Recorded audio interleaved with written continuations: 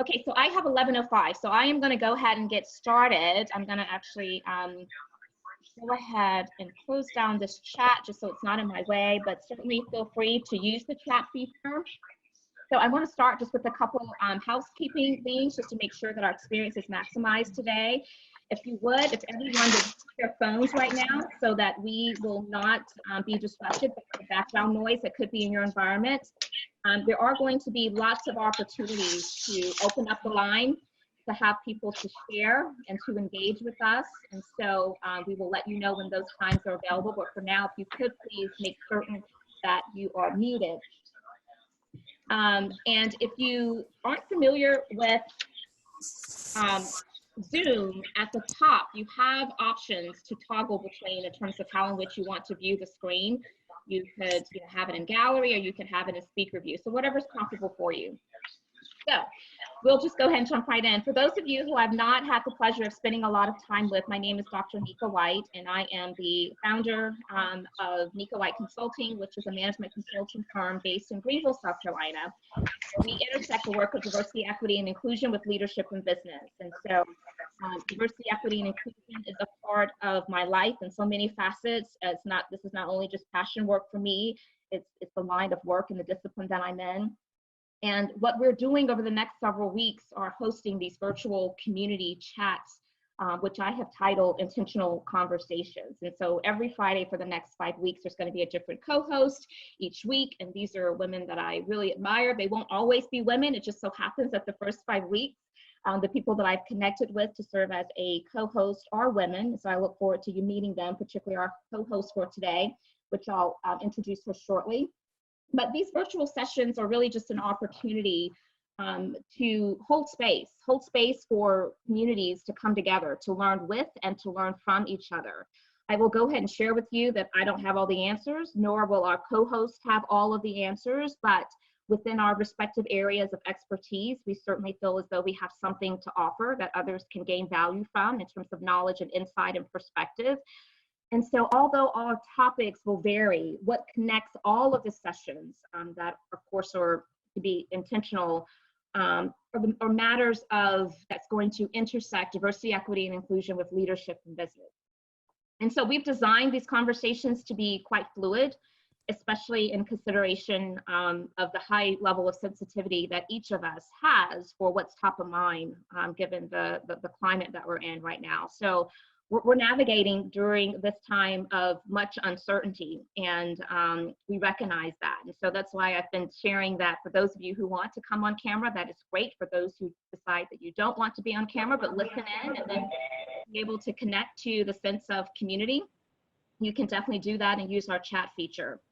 So see this more along the lines of an informal fireside chat where we're all kind of gathered in maybe your girlfriend's living room, and we want to make sure that we're leaving the audience with engaging and insightful experience that motivates you to act with a sense of hope and purpose, leading to productive days ahead. And you have to decide what does productive look like for you. For some people, it's simply remaining sane and remaining healthy, and for others, it's let's try to find some time to move forward on some of the objectives and action items that we have for a long time been considering. And so I do wish to share, as just part of the context here, that this experience is more about providing a path to action through application than simply knowledge transfer. We certainly want to share great insight, but I always feel as though I want people to walk away being equipped with some practical knowledge and skill sets that they could begin to practically implement right away. So that's our goal for today. So what I would like to do is go ahead and let you know that I have one of my teammates, and I think I may have another one as well that's a part of the Nika White Consulting Group, but Anna Viola. Anna, just wave your hand so I can see who you are. Anna waving? I can't tell if she's waving or not. Okay. Anyway, Anna Viola is on, and she's kind of assisting me with some of the admin work with this Zoom feature. And then I don't know if Elvia Pacheco Flores is on, but she's also a DEI specialist with Nika White Consulting. So you may hear from her during this time as well. So here's what I would like to do. I want to jump right in. I want to introduce our guest co-host for today, and her name is Nita Scruggs. And she is a brand and marketing strategist, and she partners with CEOs, executives, entrepreneurs, solopreneurs, all with the intent of helping to grow their personal and professional brands. And I really have followed her work for quite some time. She and I work in a capacity together, and we'll talk about that in a little bit. But I want to welcome Anita. So welcome, Anita. Thank you for having me. Absolutely. So first and foremost, how are you doing? I feel like we have to start with that question. And what I appreciate about that question this day and time is that I think that people are a little bit more sensitive to really pause because they really are concerned about the answer instead of just saying, how are you, and to keep going. So I'm asking this question because I really want to know, how are you doing, Anita? You know, it's funny you said that, because when somebody asks you that, usually you're like, oh, I'm good. But now there is great intention behind that response. Like, I don't know. Yeah. I think today I'm good. But as Yeah. 5 minutes, Right. but today I am good. I feel really motivated to kind of push through whatever I see fit for my day. So I set the That's intention great. for the day. You know, if I feel a little off, I'm going to embrace that moment, and try to repair it, but really just staying present. But today I'm good. I'm excited to be here. Yeah. So how are you doing? You know, a little bit of the same. I read an article, it was actually Harvard Business Review, and it talked about how what people are experiencing right now is similar to grief, and you have different stages and phases of it. So I think for some period of time I was in denial, and then I moved towards, I was in this funk, and I felt like I was not motivated. I couldn't understand. It was weird. I wasn't as productive. And then I reached a point where I got to acceptance. And acceptance was, okay, I'm going to dig my heels in and just try to figure this out and make the most of it. But I'm also accepting of the fact that everybody processes differently. And so some people may not quite yet be there, which is totally okay. And so I'm learning to empathize and meet people where they are, and just try to support as best as I can. So, but this sucks. It's hard. And I think that's one of the reasons that I wanted to pull this community together, is so that we can understand no one person has this all together during this time. And whether it's this time or whether we are completely healthy, you know, globally, no one ever just has it together all the time. And that's okay in and of itself. So, but I appreciate you asking. And again, I think that it's important for all of us that as we encounter people and we do talk about and ask the question, how are you doing? That we really take time to be honest about it and to be genuine and wanting to hear the response, you know? Mm-hmm. So anyway, well, great. So Nita, I have the pleasure of knowing you and about your work, but I'm not sure that everybody on this community chat knows about you and your work. And so why don't you just tell us about your background, your business services, and what kind of led you to this work of branding and marketing communication? Okay, so I'll start from the beginning, but I'll make it brief. So I got introduced into entrepreneurship just by doing network marketing. But once I got into it, I kind of understood you can't look like everybody else. When you have people doing the same thing that you're doing, same industry, same company, you have to stand out. And I understood what branding was. So I learned how to create my own visuals, create my own brand voice. And then other people saw it and wanted me to help them with theirs. And it just kind of grew into this thing, where now I can work with the CEOs of their, of businesses, getting on teams as creative director and all of that. So I primarily work with branding and marketing, with an emphasis on the visual part. Mm-hmm. So helping you kind of create something to match your brand's personality so you can attract your ideal client. And as I've grown, I've learned what that looks like at the core, helping people define what that is. Who is your ideal client? Who are you? What type of voice do you need to be putting out there? Do you know what they're struggling with? Do you know how to present that as a pain point, but not making them feel like it's a disaster and I should quit? Right. So helping them kind of find a happy medium with that. So I've kind of ventured into it, and I absolutely love it. I never thought that I would be able to do something like this, but it's eye-opening, because you really can do whatever it is that you want to do if you're passionate enough and you set an end goal. My goal wasn't coming into business to be a branding expert, a guru, or whatever. My goal for coming to reclaim identity. I wanted to remember that I was more than somebody's mom and wife. I wanted to have a sense of worth. So that's how I got started. That fueled my passion to primarily work with women, to kind of be that model of you can do it. It's not going to be perfect by any means. There, there's no such thing as real balance. There are days where I'm like, girl, what is this? Why are you doing this? This is strange. But so it's never going to be perfect, but still, I love it. I love connecting with people. I love helping them discover why are they in business and who are you helping them understand the difference between being in business to make money and being in business to actually provide a solution. Right. Yes. There's a difference, a huge difference. Right. Absolutely. No, I love that. And there's so many people that jump out to become an entrepreneur because they have just a passion and a heart for the work that they do. And so sometimes it's hard for them to transition it and see it as a business whereby they need to be profitable. And then it's like, maybe this should be just kind of some kind of side hobby or mission work that you do. And so that's important for you to have clarity around, why are you in business? Are you really solving some kind of problem for profit? So that's great. So now, Anita, your business has primarily since inception been mostly online, right? Yeah. So talk about I guess the pros and the cons, and really, I guess mostly for now, it's more of the pros because you haven't had to really pivot a whole lot because you're still kind of continuing to operate as you have been. And so it seems like there's something to be said for leveraging this time as an opportunity for us to think about if we were to find ourselves back in a similar predicament, how can we then capitalize on being able to continue to move forward as a business owner? Right. So for me, the pivot looks much different from a lot of people because they're having to work outside of home. For me, when I structured my business, I needed it to fit my lifestyle. So when I'm doing it, I'm in technology. Most of my clients aren't local to me. So I'm used to being on Zoom and doing online meetings and all of that. My pivot was how to structure that at home. Now that I'm, homeschooling and all of that, that was my pivot, just like everyone else. And it still has challenges like everyone else. It is hard to work with kids at home and not coming in the camera and doing all of that. I know. And I hope nobody comes in today, but if you do see a little girl come in with a sucker stuck on her shirt, my bad.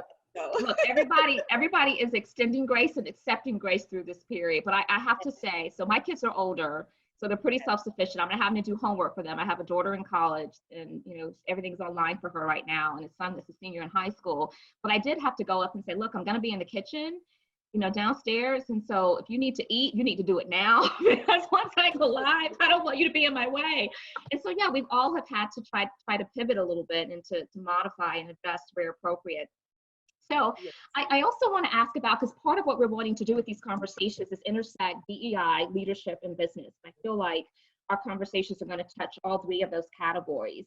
But if I remember correctly, when we first met, you were sharing with me, and I think this is something that you're pretty open about, people engage you, but you were sharing with me that what also helps you in terms of having a business at home where you're working remotely is that you can be there for your young kids. And you have a child that has special needs. Yes. And so talk a little bit about how that has also created opportunity for you.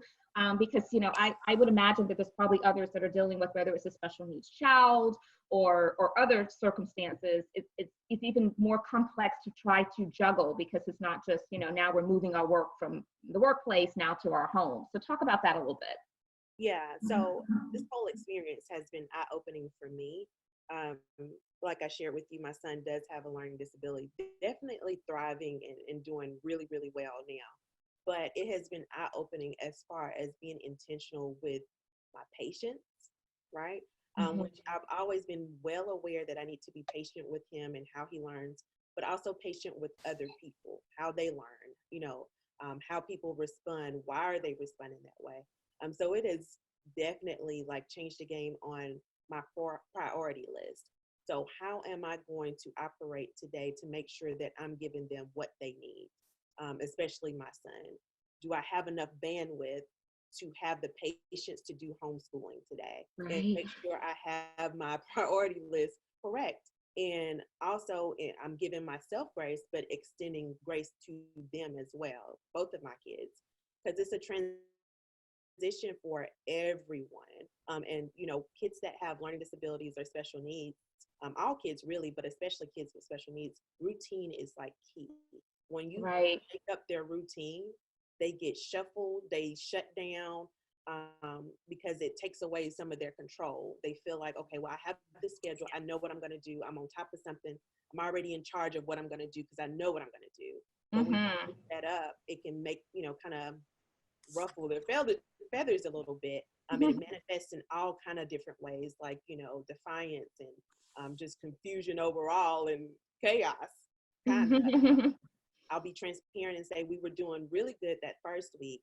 And then this week we had a little bit of turbulence. So like, baby, Okay. open the schoolhouse, can't do it, but definitely Right. overwhelmed. But I understand it and I empathize because I've been overwhelmed and I can't Yeah. imagine trying to do schoolwork in the same place that's supposed to be my safe place. So Right. it's a huge transition, but I'm grateful for it, that this is kind of my norm, that I am able to, work from home and kind of choose what I need to put on the top of my list or, kind of move things around on my list. So it's a blessing to be able to kind of understand the power of technology and using Right. that.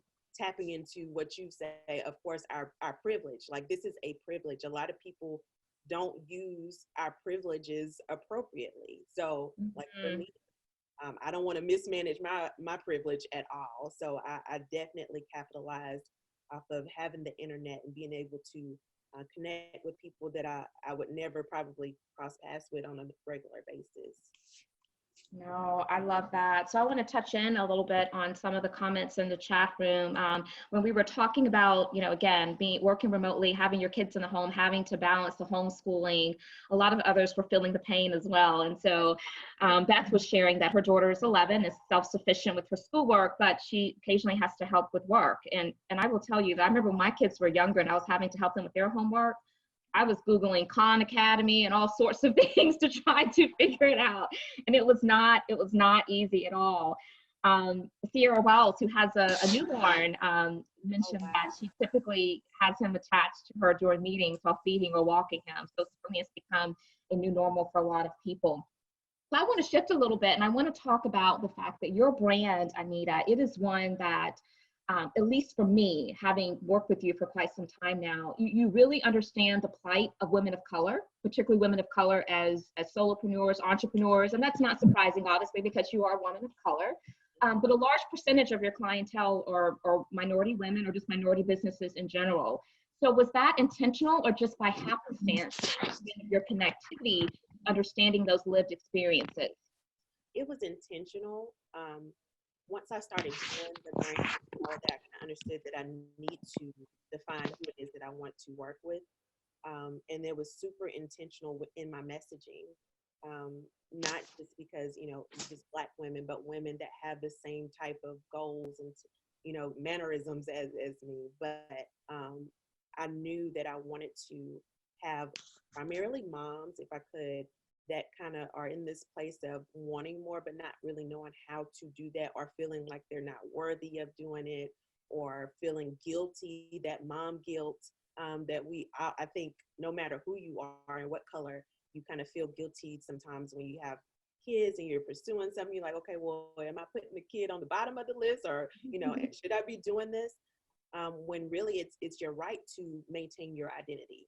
You have to. You can't Right. operate fully unless you are operating as who you are supposed to be in the world, not just a mom. So I kind of, with my visual marketing, I wanted to make sure that my target knew that this is for her. Like, I can relate to you. I understand you.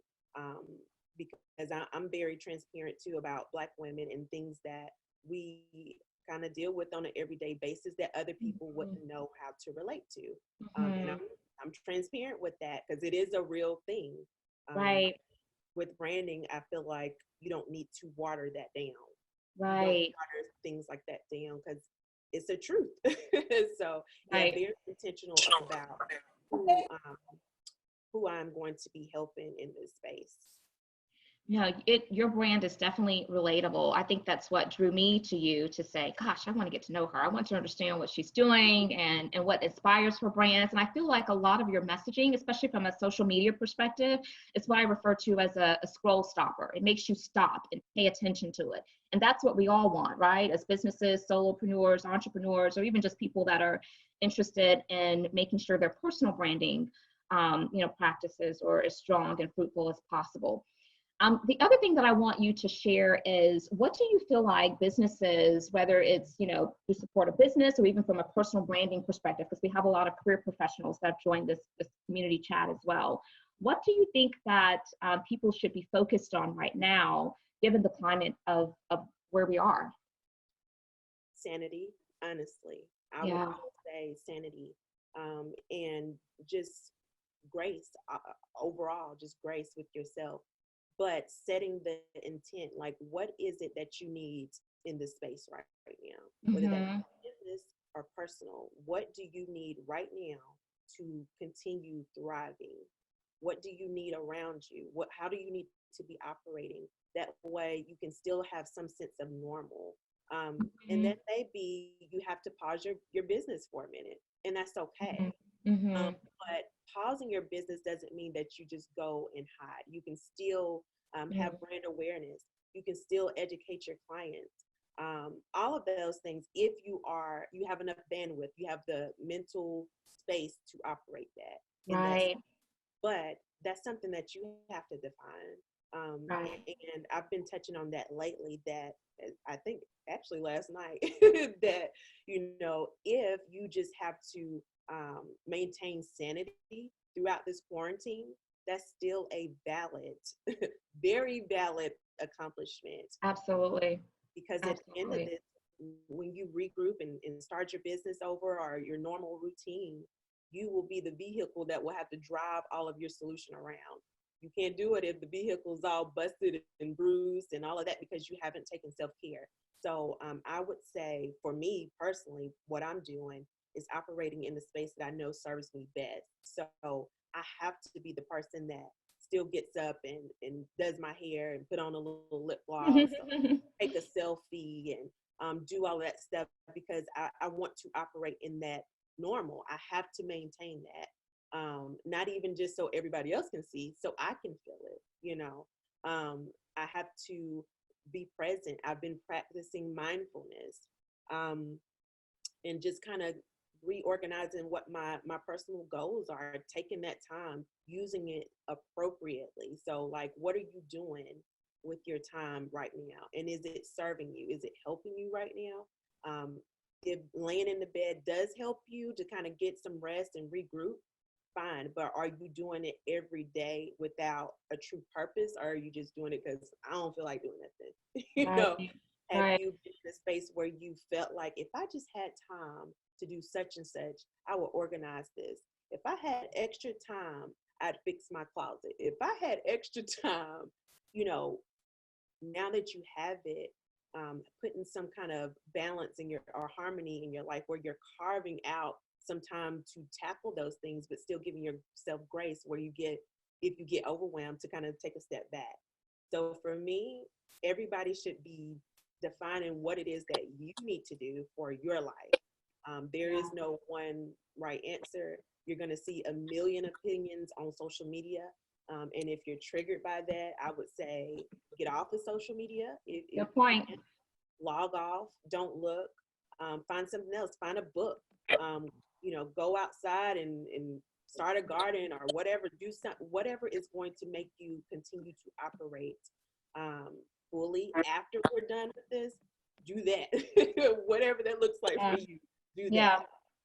I love that you mentioned mindfulness because I'm a big fan of practicing mindfulness. And I say practice because it's not something that just comes natural. We do have to be intentional about quieting our ego and knowing, how to process things and information.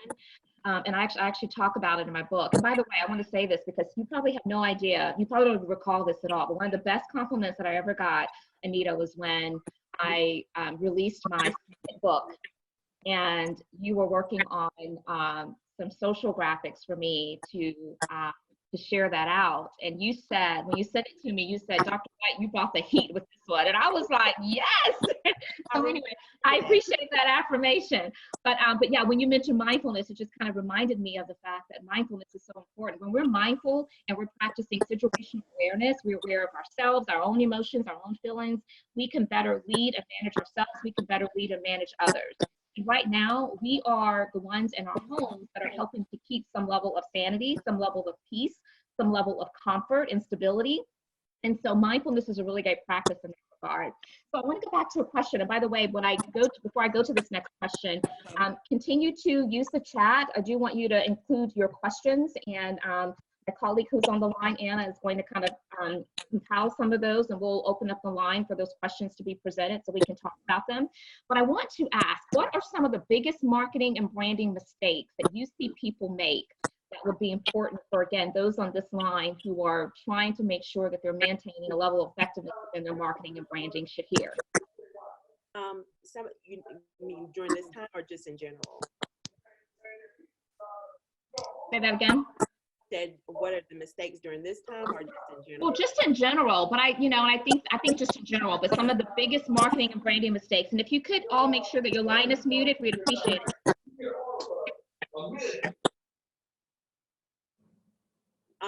I would say overall, the biggest mistake that I see is just not creating that foundation of your brand and who you serve, who you are, what are your strengths in your brand. I think a lot of people start with visual, right? And I say this a lot whenever I'm invited to speak somewhere, that when I first started my business, and I mean, I did it too, but people would get a logo and be like, oh, I'm branded by Nita. Oh, I'm branded. No, you're not. No, you're not. Like, you look cute. That's logo, nice. yeah. Yeah, you got a nice logo, but your logo can't deliver solutions to your clients. Yeah. Your logo can't save you at all. It's not going to send emails for you. Your logo is just something so people can identify you. All of the visual marketing is a complement, and it's going to help. It does, because you definitely don't want to be out here selling a dream looking like a nightmare, but your messaging is so important. So the biggest mistake I would see is people starting with visuals first, then not getting the response that they want, and then like, okay, well, what's wrong? My graphics, girl, my graphics are a mess. People not buying, and it's really that they haven't really honed in on who it is that they serve. They're not sure of what the person is, dealing with at that point. They don't know how to deliver the message appropriately. So, the person looks at it and is like, oh my gosh, she's talking to me.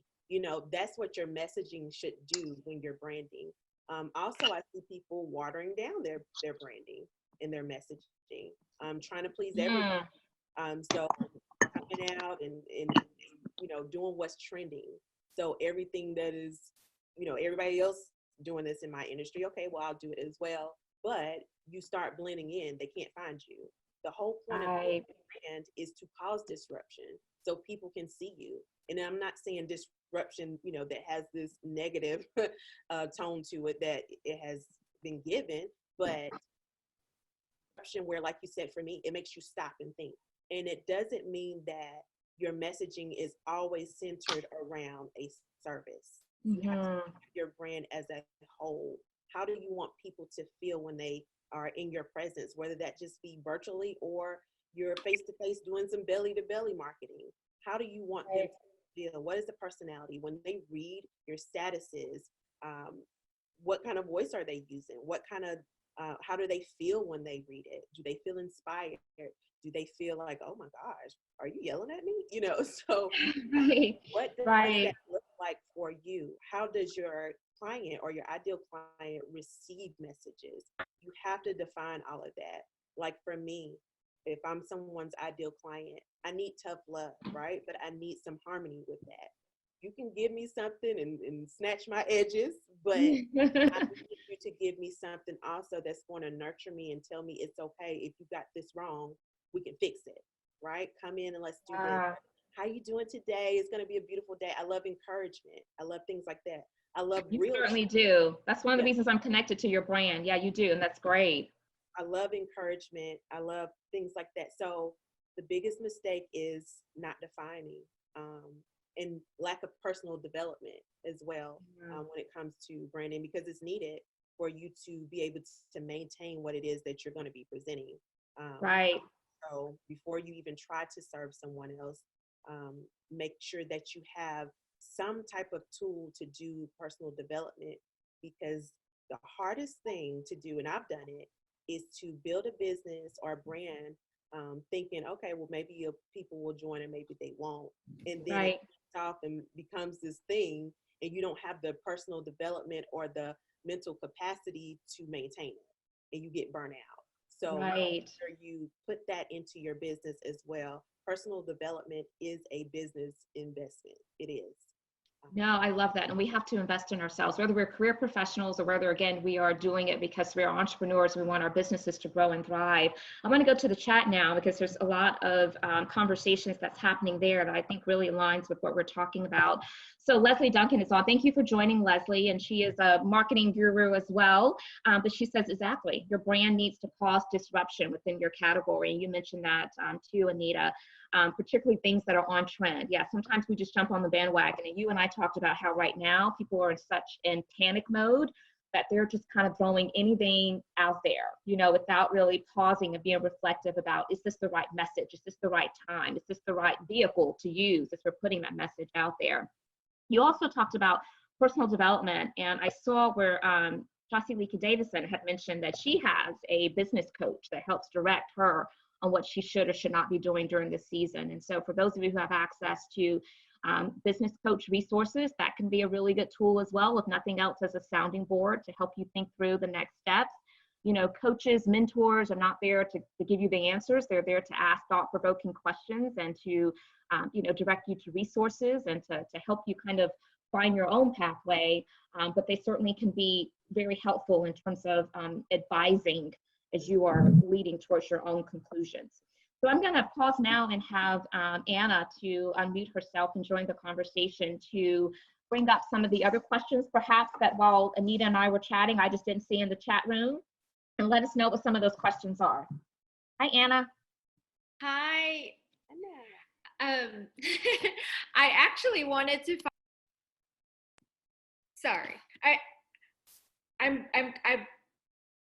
calling in with my phone, but also yeah, turn your phone off. Can you turn your phone off? Yes. Okay. All right. All raw and live and candid, okay? My question to Anita, because I thought it was so interesting when you said that, you know, it's you see people watering down their brands, and I think everyone would want to know, what does that mean? Like, what would your top 3 tips be? Like, every time someone's about to post something on Instagram or Facebook, what are the 3 things they need to remember so that they're not doing something that's watered down from who they actually are? Number one, if you've defined who it is that you're serving, that's going to probably eliminate that. But my tip would be to, number one, does this resonate with, is this something that my client can resonate with? Does this make sense for my brand? Is this something that is just a tip that can be found on Google? Is it something that I'm actually applying in my business? Is it something that I want my clients to be applying in their business? So making it truly personal.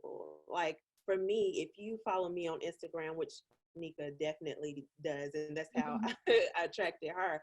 But yeah. Making sure everything is crafted for your brand specifically. So not going to the Pinterest boards and just saving, copying and pasting. And of course, it may be something that you can use, but taking some intentional time to craft out messaging just for your ideal client. So like for me, I don't really copy and paste the quotes. I'm usually just writing everything on my own.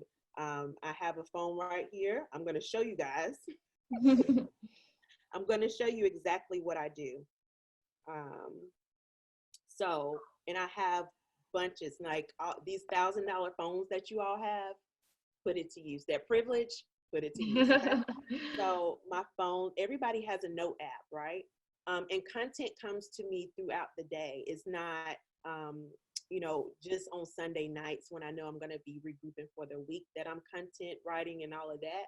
If it comes to me, I'm going to stop and write it out. I get inspiration from everywhere, and you guys can do the same thing. When you're in mall, well, right now we can't go anywhere, but when you go to the malls and things like that, all of these marketing and advertising companies, they've already done the work for you. They've done everything for you. Use that to your advantage. If you know that your client is someone that likes to go to Bath and Body Works, look at Bath and Body Works in their marketing. What kind of words are they using to attract people in there? Flip that and make sure you're structuring it for your brand. Magazines, things like that. What are they doing in there to kind of attract your target? Of course, you need to have a magazine that your ideal client would be into, but look at it and see how they're structuring. How are they touching on pain points? How are they showing transformation before and after? So before you're here at this state, when you come to me, after you can get this. So anyway, when I'm getting any kind of content ideas, I'm putting it in here. And I don't post it immediately. I put it in here, and this is just one. Okay. Good strategy. Yeah. This is just one thing. And before I post that, I have a moment to reflect on what it is that I want to use. And I make sure that what I'm posting isn't going to cause more noise in the marketplace, but actually give people action steps. Is what you're sharing going to cause your client to take action, whether that action be to be converted to an actual client or to stick around so you can nurture them into an actual client. So think about that. Be truly intentional about what you're sharing on your platforms and in person. Is this just something that you're doing because it came to mind, like blurting it out and vomiting on your social media? Or is it with intention, with an end purpose? Why are you even posting? So those can take up 3 of those tips. Do it for real. Like literally do it for real. If you're going to do it, have an end goal. And, I just saw where someone had posted, it was actually Michelle Smith. So hi, Michelle, thanks for joining in the chat. But because you were talking about how there's a lot of noise and clutter out there right now because people are in panic mode and people are just being sold to, branded to left and right. And, she talks about the importance of authenticity. She says, my audience wants me. So if it doesn't resonate with me, then it probably won't resonate with them. And so I think that this is a time where we do need to be completely authentic. It's always good to be authentic, but certainly now people are looking for transparency. They're looking for real. And so I think that's something to keep in mind as well. So again, part of this experience is to learn with and from each other. And so again, as I mentioned at the start, while my background's in marketing and I, do a lot of marketing myself through my business, and Anita, this is her space as well, we don't have all the answers. And many of you on this line, you found some practices that are working really well for you. Maybe there's some tools and we want to hear about it. And so if you're willing to share, I'm going to ask that you unmute your phone and we'll try to see if we can manage this because there's a lot of us on and some are on video and some are not, but we want to hear from you. And I'm actually going to start with asking my friends at Peculiar, which is my marketing firm who I've had on retainer now for years. They do all of my marketing, personal, my foundation, my husband's business, my business. And so John McConnell is on, and I don't know if Amy Pecoraro is on, but those are my 2 partners at Peculiar. And I want to give them an opportunity just to chime in with what they're seeing from their vantage point in terms of how brands are pivoting during this time and finding ways to remain relevant while, again, there's this uncertainty. So John and Amy. Hey there. Yes, Amy's here. She's 6 feet away safely. Glad y'all practicing social distancing. The biggest thing that we keep running into and we keep telling people is just be clear. Can you hear that? Yes, be clear. Yes. just be clear. There's no need to try to be clever during this time. Just be clear, stay true to who you are. We've been, just a shout out to Nika. We've just been real impressed with how she's dug in even deeper. She was already in deep, but she's dug in even deeper these past couple of weeks.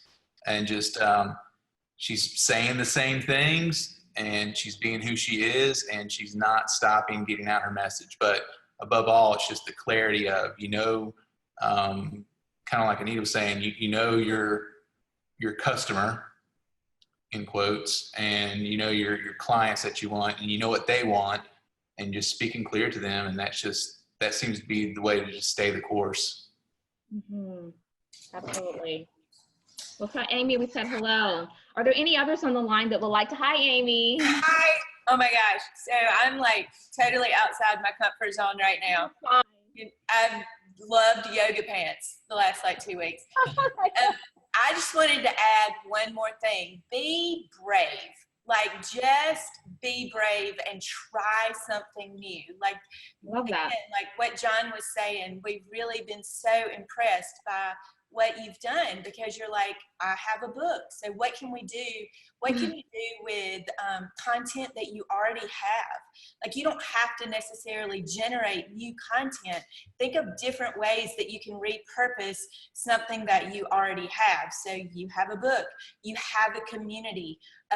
Really learn how to build your email list, guys. This is so important, because your email list is your gold. So if you just have Facebook followers, if you just have Instagram followers, if something were to happen to those platforms and they were to go, you know what, for whatever reason, we're not going to keep your account live, you have lost years and years of hard work. So you need to incorporate somehow to build an email list, and there's free platforms. We like MailChimp, we like Constant Contact, and a lot of those platforms, most of them will give you free service through a certain number of people. So you can begin, and it's no additional charge to your bottom line. It's literally just time spent generating your content and curating it and figuring out how to share it. So that would be kind of my 2 points, is build your email list during this time, and just be brave. Just jump on there, because if something doesn't work, who cares? Just try something different, and figure out what works for your community. Like you guys said, people are thirsty to learn something new. They're trying to figure out how this works. Moms, like, I've been thinking, like, how in the crud do I make chicken different for the next night? And so share recipes, or, what can you do? I have a little girl who's 10, and I've probably got new gray hairs because she spent so much time on an iPad while I'm trying to work. So I need ideas on what to do with my 10-year-old daughter to engage her in different things that aren't electronic. Like, stuff like that. It may not necessarily speak to what you do all the time, but it's certainly going to be engaging during this time, so that people remember you and that they want to know more about you. So there's just different cool ways that you can build your brand, but then also just give value to people and be generous in what it is that you already know. That was awesome. Thank you, John, and thank you, Amy. So, okay, so I want to try to get to as many of these questions as possible. So Michelle Smith, I'm in the process of transferring my email list holder. I would like to ask the community, who do you guys recommend outside of MailChimp? Well, I use MailChimp, and I love MailChimp, but I've also used Constant Contact in the past. But what are some others? Anita, do you have any recommendations? And then MailerLite is one that I've seen a lot of people use lately. I don't personally use it. I use MailChimp. Okay. Yeah, so Anyone else on the line would like to unmute? Do you use something different? Latrice, what do you use?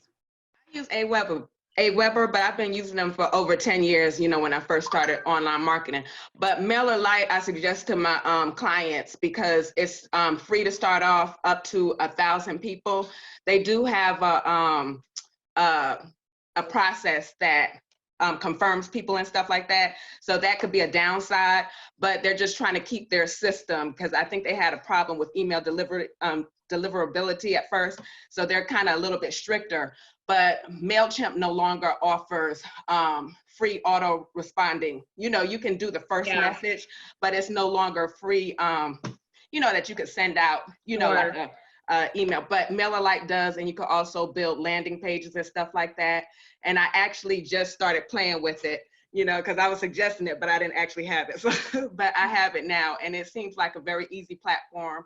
It didn't take long to get approved from them. So that's my suggestion now. Awesome, thanks. Anyone else by chance on that topic? If not, we'll go to another question. Actually, okay, so Leslie, I don't see you on video, which is fine if you're not on video, but again, I want to give you a chance to chime in if you don't mind and are willing, just because I know that you've been in this space for quite some time and you do this work for so many brands. And so, Leslie, are you on? Do you mind sharing some thoughts with us? Yes, I'm on. Can you hear me? And we can hear you, Leslie. Sorry, no video today. Because... I know, way to put you on the spot, right? No problem. You know, one thing that I really find that really starts to attract your audience is in humanizing your brand.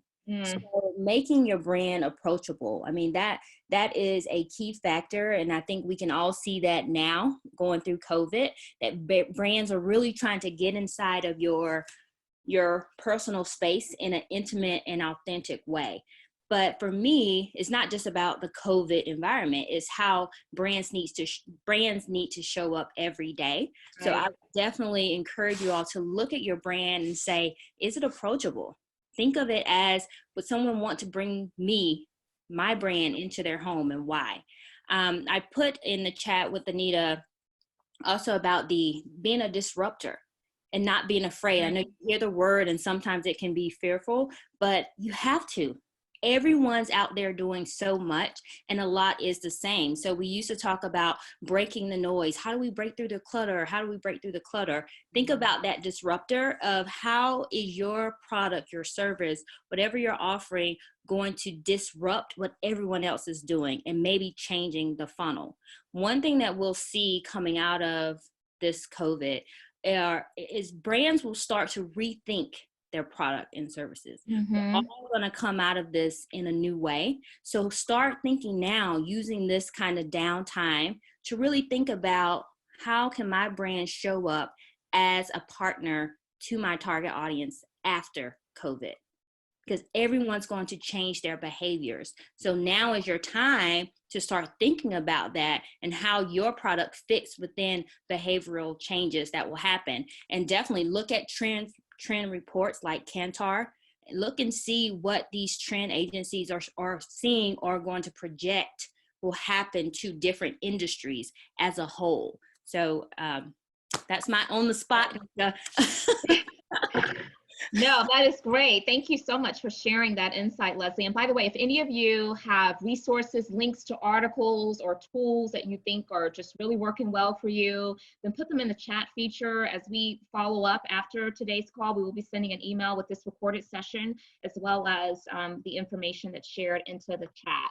So Anita, I want to go back to you for a second. So I'm big on storytelling as a marketing and branding approach. And I think this also aligns with what Leslie was just sharing in terms of being, authentic and humanizing.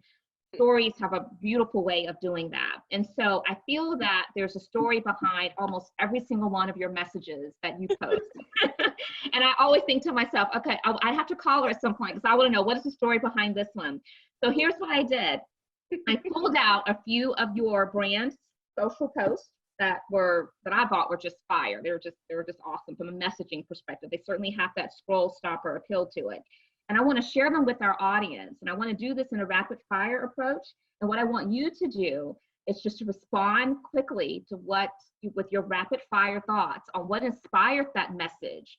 Or, feel free to elaborate any point that you think would be useful for us to know. But are you ready for this? Now, this is all candid. This is unscripted. She had no idea I was going to do this. Okay, so here's one. You ready, Anita? I'm ready. Dear self, don't allow them to label your standards as difficult. Okay. Yes. I was feeling some kind of way that day. I remember that precisely. But this comes to business boundaries. Yeah. And be challenged with that. People that want you to bend over and do nonsense that is not going to be serving you. Stay within your solution. So Love it. when you start saying, no, I don't do that, or, that's not the service that I provide, you may be challenged. So how can I reverse this instead of, like I was saying, not adding noise to the marketplace? What can I tell my followers about this? So I just wrote out a letter. Dear self, don't let them listen, girl. The no is the no. Okay. So understanding that within that's why personal development is so important. Yeah. Those boundaries and assertiveness and all of that. So that's where that came from. Awesome. Okay. Rapid fire. Learn the skill or hire the skill. Either way, the investment is required. You know, invest the money or the time. That's right. Okay. Rapid fire. Boundaries don't assume, create and enforce. I like that one. Yeah, put those boundaries out there, make it clear so everybody knows and on the same page. Don't assume everybody's going to respect what you respect. Be a certain. That's it. I think a lot of the ladies on this call will appreciate this next one. If you are a mom who has had to make something out of nothing, you're already an entrepreneur. Start that business. And I kind of heard a girl at the end of that. Start that business, girl. Start that business, girl. Like, I mean, moms, we are problem solvers. We are the glue. We already know how to provide solutions. If you've ever had your back against the wall and you figure something out real quick and you're like, okay, God, I don't know how it worked out, but it did. You are already a solution provider. Tap into what your strengths are. Behind every successful woman is clarity on what success means to her. Oh my gosh, I love that one. Definitely. So I get a lot of folks that will say, okay, so how, you seem so very directed on this path. How do you get what you want? And my first question is, well, what do you want? Well, I don't know. Well, you have to start there. Know what you want, right? Okay.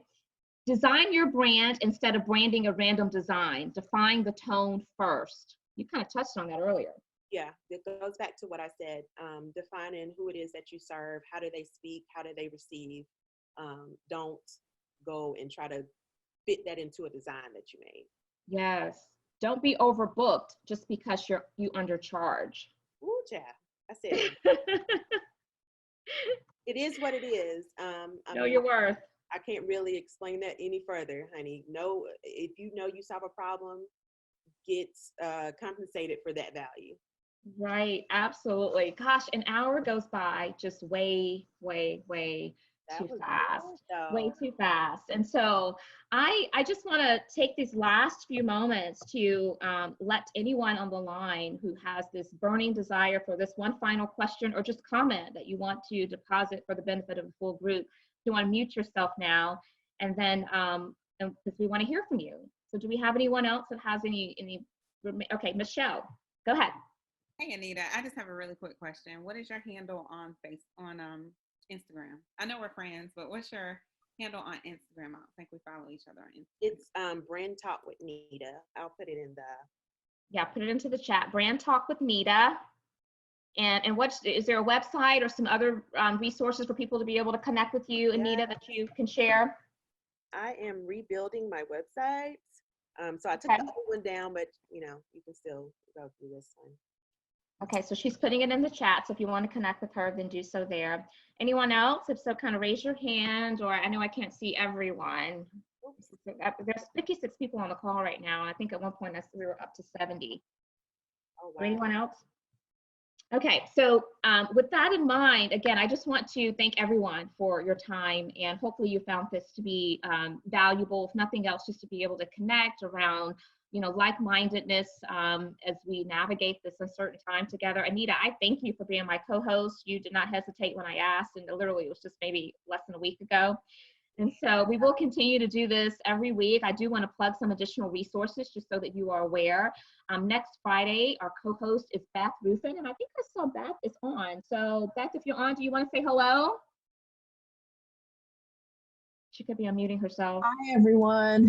Hi, Not camera ready yet, but will be next week. You're fine. So Beth is actually going to be my co-host next week. And it's funny because, part of my brand is the intentional inclusionist, and Beth's brand is the everyday inclusionist. And so we both are in this space as DEI practitioners. So we're going to be talking about allyship for women of color, leading inclusively, and other things. But again, because we're trying to connect DEI with leadership and business. And so I hope that you will go out and you will register. Again, these are free, just community chats available to each of you.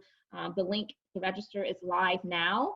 And as I mentioned before, we will be following up this particular community chat with an email that will have some additional resources, including a recording of this particular Zoom session.